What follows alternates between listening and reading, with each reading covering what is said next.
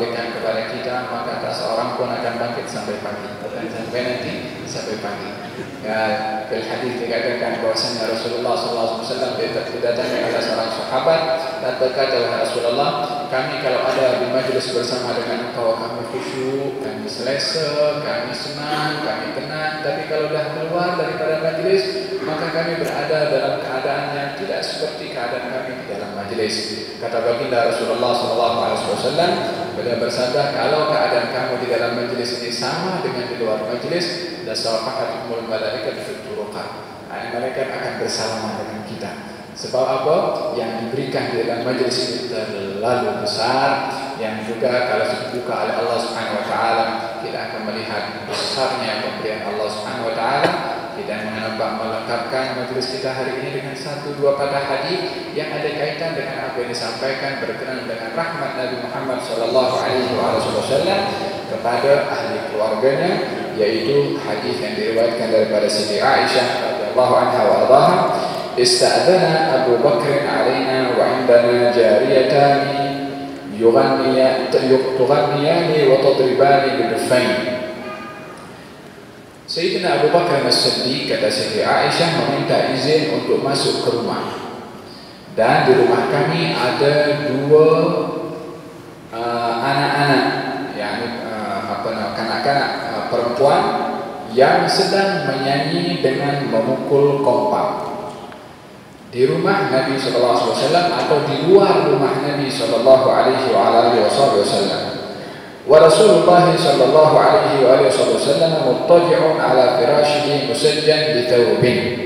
Sementara Rasulullah sedang berbaring dan menutup dengan kain pada mukanya. Fantaharahuma Abu Bakr radhiyallahu anhu, fakashafa Rasulullah sallallahu alaihi wasallam wajhahu wa qala da'huma ya Abu Bakr. Maka Abu Bakar masuk lalu menghardik, memarahi kepada 2 budak itu yang sedang menyanyi dan memukul kompang. Ketika dimarah oleh Sayyidina Abu Bakar, baginda membuka kain yang menutupi mukanya, lalu baginda bersabda, da'huma, tinggalkan mereka berdua wahai Abu Bakar, biarkan mereka berdua menyanyi. Hadis ini mempunyai sebab kenapa 2 perempuan itu menyanyi dan apa yang dinyanyikan dan alat apa yang digunakan. Dikatakan bahwasanya hari itu adalah peristiwa hari raya, dan hari raya itu adalah hari yang bergembira. Seseorang di dalam mengungkapkan kegembiraan itu adalah mempunyai pelbagai cara di dalam mengungkapkan. Tetapi intinya bergembira adalah bila mana motifnya itu baik, maka bergembiranya itu pun digalakkan, bahkan disuruh untuk kita bergembira. Sehingga Allah Subhanahu wa taala di dalam Al-Qur'anul Karim menyebutkan tentang orang yang bergembira, yang satu dicela, yang satu dipuji.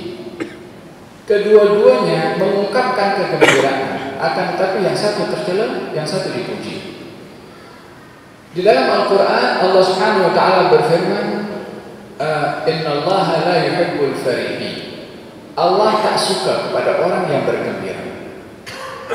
Di dalam Al-Quran Allah Subhanahu wa taala menyatakan demikian, bukan tidak suka kepada orang yang bergembira, tetapi Allah tidak suka kepada orang yang bergembira yang motif kegembiraannya itu adalah tidak benar. Sebab kegembiraannya adalah perkara yang mungkar. Maka di sini Allah Subhanahu wa taala tidak suka. Tetapi bila mana motif kegembiraan itu adalah benar, Allah Subhanahu wa taala suruh kita bergembira. Di dalam ayatnya juga Allah berfirman, "Qul bi fadlillahi wa bi rahmatihi fabidzalika hal yafrahu huwa khairun mimma yajma'un." Katakanlah wahai Rasulullah, dengan anugerah, Allah sebutkan motif, dengan anugerah yang Allah beri dan rahmat yang Allah turunkan, bergembiralah. Allah sebutkan motif, Allah sebutkan sebab, baru disuruh bergembira. Allah menitik beratkan tentang sebab untuk terungkap melalui sebab itu kegembiraan. Maka dalam hal ini kegembiraan yang motifnya baik Allah suruh kita bergembira, dan kegembiraan yang motifnya tidak baik Allah tidak suka. Maka dalam hal ini oleh karena hari raya hari bergembira, sebabnya adalah gembira oleh karena hari itu hari kemenangan, hari anugerah Allah diberikan kepada hambanya, maka dua budak itu bergembira. Nabi pun mengizinkan. Bahkan cara kegembiraannya diungkapkan dengan dua. Yang pertama dengan menyanyi. Tapi tentunya menyanyi itu adalah bukan isi kandungan nyanyian itu perkara-perkara yang mungkar. Bukan isi lagu itu adalah perkara-perkara yang batil. Akan tetapi kedua budak itu menyanyi syair-syair yang pernah diungkapkan oleh penyair-penyair yang terdahulu tentang kisah-kisah yang berlaku pada zaman dahulu, akan tetapi tidak menyentuh tentang perkara-perkara yang mungkar, syahwat ataupun hawa nafsu atau perkara-perkara yang mungkar. Yang kedua, kegembiraan itu terungkap melalui pukulan kompak. Maka dalam hal ini hukum memukul kompak yang awalnya Sayyidina Abu Bakar As-Siddiq melihat ini perkara yang mungkar, maka Sayyidina Abu Bakar menegur kepada dua budak itu yang menyanyi dan memukul kompak. Karena daripada sudut pandang Sayyidina Abu Bakar, daripada sudut pandang Sayyidina Abu Bakar, persepsi Sayyidina Abu Bakar, ijtihad Sayyidina Abu Bakar, melihat ini tak sepatutnya berlaku di masjid Nabi Muhammad SAW. Maka baginda Rasulullah memberitahukan dan membuka kainnya atau kain yang menutup wajahnya. Baginda mengatakan, da'huma ya Abu Bakar, biarkan mereka berdua wahai Abu Bakar, yakni biarkan mereka menyanyi dan memukul kompak. Dalam hal ini baginda Rasulullah mengizinkan di hari yang gembira atau motif yang gembira untuk membacakan syair-syair yang isi kandungan syair itu positif dan menggunakan pukulan kompak. Bahkan dalam dua hadis lagi Rasulullah SAW yang mengikrarkan pukulan kompak dengan dua kejadian yang juga bergembira, supaya kita tahu bahwasanya permasalahan dalam memukul kompak ada di zaman Nabi SAW. Dua hadis itu kedua-duanya berkaitan dengan motif gembira, hari gembira, seronok. Yang pertama, hari pernikahan. Semua gembira kalau hari pernikahan. Baginda Rasulullah SAW menyuruh pada hari pernikahan, a'linu, isytiharkan pernikahan itu dengan pukulan ad-duf, kompak. Kalau pukul kompak bisiran orang datang. Pukulan kompak nak mengisytiharkan supaya orang itu tahu ada sesuatu yang istimewa hari ini, sesuatu yang gembira hari ini, yaitu hari pernikahan. Itu hadis yang kedua yang membenarkan pada hari gembira atau sebab gembira untuk memukul kompak. Hadis yang ketiga, seorang perempuan datang kepada Rasulullah SAW dan berkata, ya Rasulullah, saya bernadar kalau Tuhan balik daripada peperangan dengan selamat, saya akan pukul kompak di hadapan Tuhan. Yang perempuan itu gembira, Nabi balik daripada perang selamat. Orang perempuan itu happy. Tapi sebabnya happy itu Nabi balik selamat. Ini pun sebab kegembiraan yang positif. Maka Nabi bersabda, "Aufi binadari." Tunaikan nazar. Maka orang perempuan itu memukul kompak di hadapan Nabi SAW. Dan dalam hal ini disimpulkan daripada tiga hadis yang saya bacakan sebentar tadi. Hari raya motifnya gembira, pernikahan motifnya gembira, kedatangan Rasulullah selamat oleh perempuan motifnya pun gembira. Maka dalam hal ini kegembiraan yang ada pada seseorang, bila mana ingin diungkapkan kegembiraan itu dengan pukulan kompak, maka bila mana motif gembiranya adalah dibenarkan, memukul kompak untuk gembira itu pun juga dibenarkan. Nak menyambut tetamu datang daripada luar, kita seronok nak pukul kompang, motifnya nak menyambut tetamu, motifnya baik, dibenarkan memukul kompang. Wahakala. Tapi kalau nak memukul kompang karena perkara yang mungkar, memukul kompang karena maaf cakap dapat nambah ekor,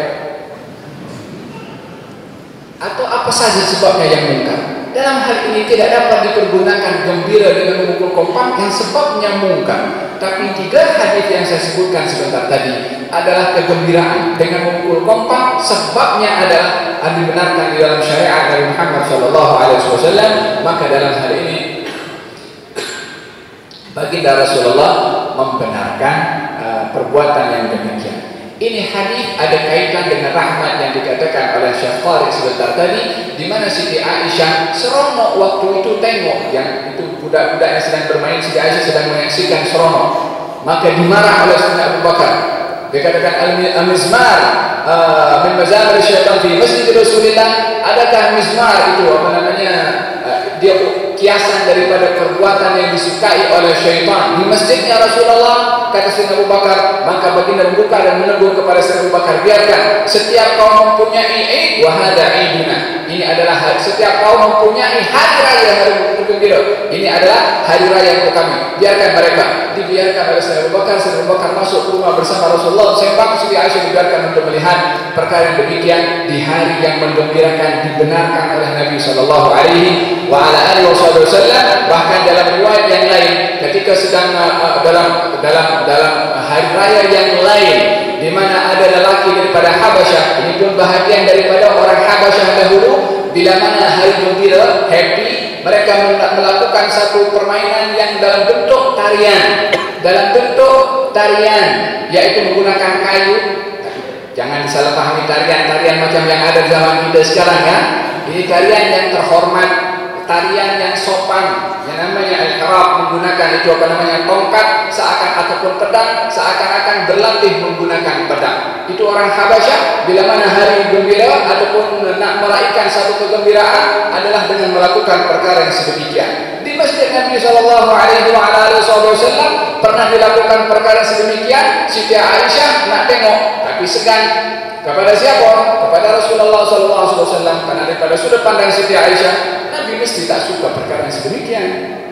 Sementara itu Al-Habasyah sedang bermain di sekitar masjid baginda Rasulullah sallallahu alaihi wasallam, sehingga pada akhirnya baginda Rasulullah yang memahami akan perasaan Siti Aisyah, baginda mengatakan, kau nak tengok ke?